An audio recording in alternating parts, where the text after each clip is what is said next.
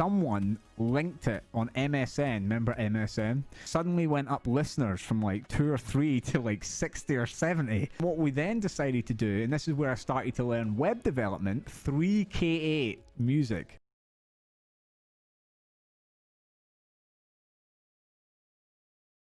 I sold spray paint until there was a lot of vandalism, and then someone got caught and said it was me, and I got my bag searched and there was nothing there, thankfully.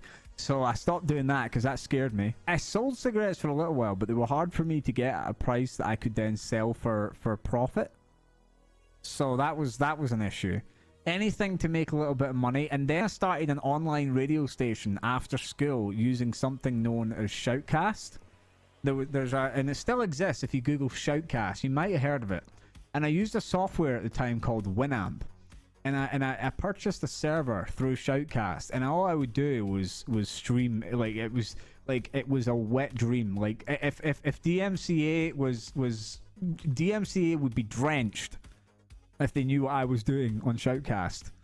And I used to just like all these top songs, I was putting them out, and at first it was just for a couple of my friends that we played games with. They'd be like, oh, are you doing your radio tonight? And I'm like, yeah, I'll be doing my radio tonight. And oh, I'll be tuning in, man, 5 p.m, can't wait. I'm like, yeah, we'll be live 5 p.m, and I'd have a mic and I'd be sitting in my grandma's hall, and I'd be like, oh, and coming up next is, you know, like Kanye West, Stronger, or whatever it might be. And I must have been like 16 at the time. And then someone linked it on MSN. Remember MSN? Someone linked my radio on MSN to another person who linked it to a girl that was really popular in school. And this girl spread it like wildfire.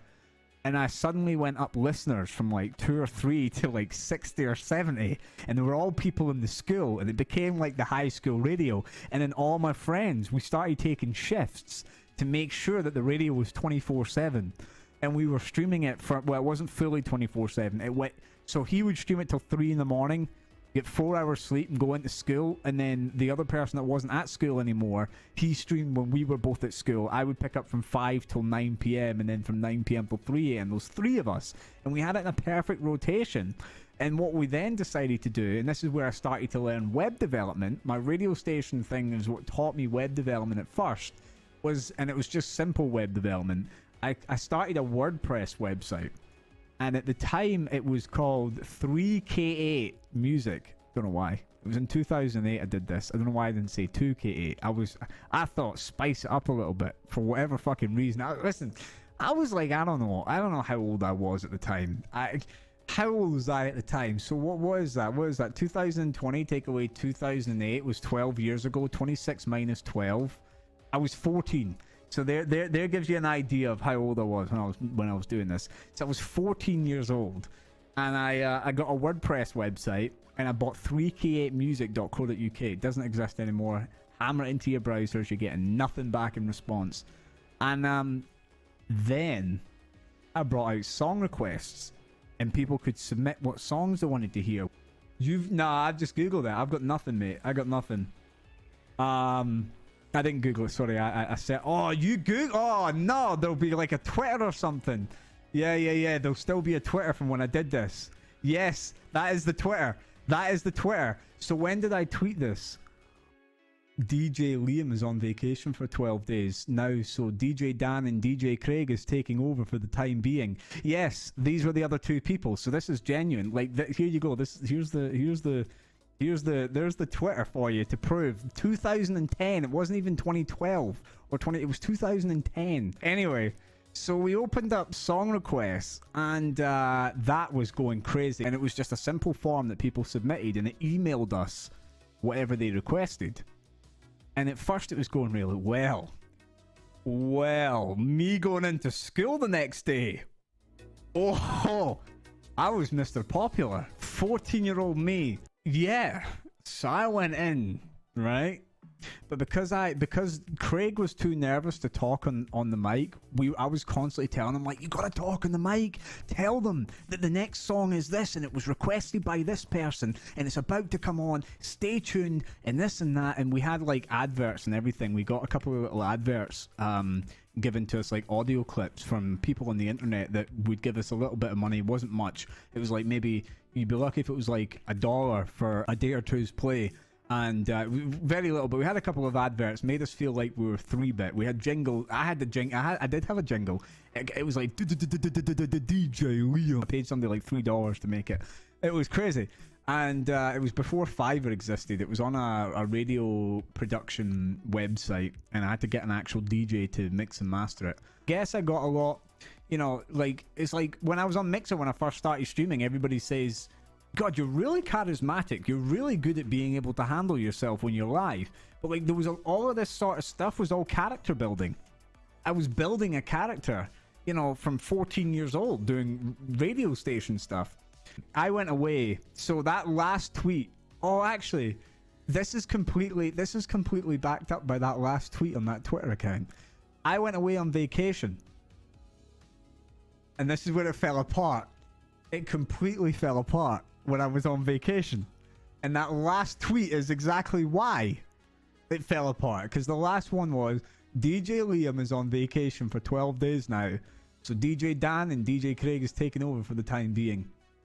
And that was April 2nd, 2010 at 10:30 a.m. UK time. Look at the logo.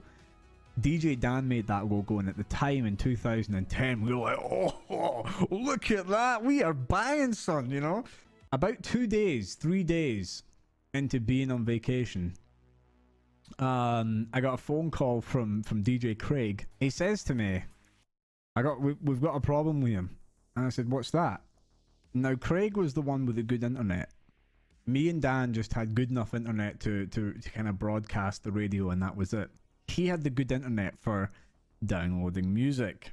We were sourcing the music somehow, but we were getting so many song requests coming through. I'm not exaggerating. We were getting upwards of 80 song requests a day, and we were having to carry songs over. And he got a letter from his ISP advising him that he had been detected for illegally pirating music, which was against the terms of service for his internet service provider, and that if he wasn't to immediately stop pirating music using their service, that legal action would be taken.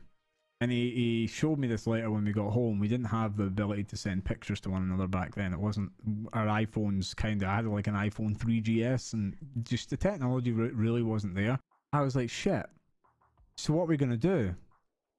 And he says, well, we've got, like, at the time we had amassed about 400 or 500 songs that he had downloaded all himself. I'm not surprised. He pirated like 1,000 songs at the time. I'm not surprised his ISP caught up with him.